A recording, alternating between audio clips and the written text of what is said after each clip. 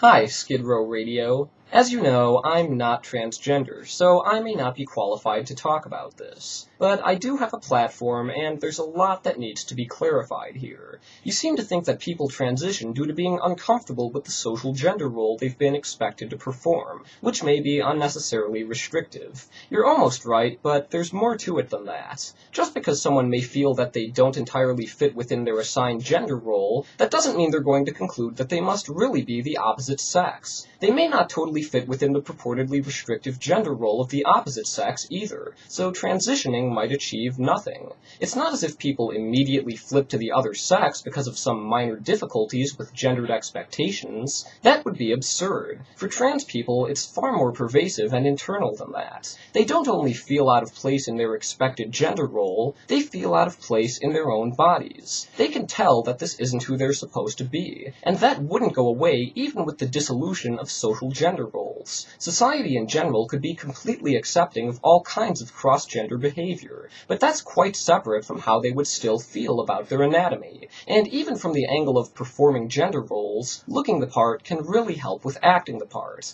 We might say that in a better world this wouldn't be necessary and that kind of gender policing wouldn't happen, and that would be nice. But in the meantime, it does help them. It's good for them to be recognized and accepted for who they are, rather than expecting them to endure being misgendered for the sake of a point of principle. And really, if you think society somehow encourages this, take a look at how trans people are actually treated. See how society shows their support, by accusing them of raping people in public restrooms, denying them employment and housing, calling them mentally ill, and obsessing over their genitals. Like you. I mean, what are you hoping to accomplish by calling them Frankenstein-like flaps of barely living tissue?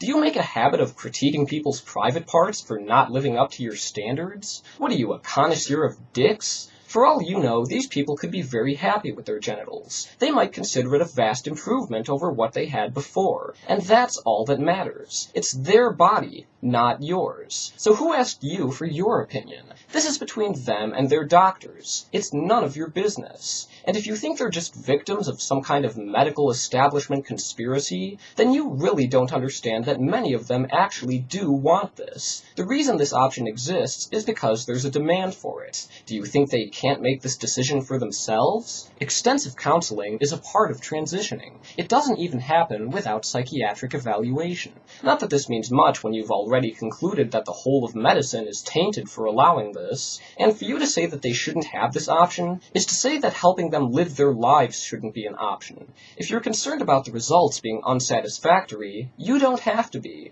A strong majority of trans people who have sex reassignment surgery find it to be a positive outcome, so accusing doctors of arrogance or hubris means precisely nothing in the face of actual results. You are right about one thing, albeit unintentionally. This kind of surgery does not make someone a man or a woman. That's because a trans woman is already a woman. Some trans people don't even choose to have surgery. That's not what makes them men or women. They were men or women to begin with. That's who they are. And if you really care about these people, do you think you're helping them by denying their autonomy, rejecting their gender, insulting their genitals, and calling them mutilated? One thing I have to wonder about is your idea that trans women are so inevitably masculine that they can completely pass as men if they just take off their dress. Talk about restrictive gender roles. Do you even know any trans people? I mean, other than the ones you think you can identify at a distance? Because I can assure you, not all trans women are like that. Far from it. You're not going to notice the ones who pass so well you would never even guess. Certainly anyone can act like a man, but that doesn't mean they're all going to pass as one, and many trans women definitely wouldn't. In the real world, you don't stop being Superman just because you put on your Clark Kent glasses. How does this concern you anyway? If narrow gender roles are the problem, then it shouldn't matter how masculine women might be. And you're not helping by making such a fuss over what trans people look like. Why should it matter?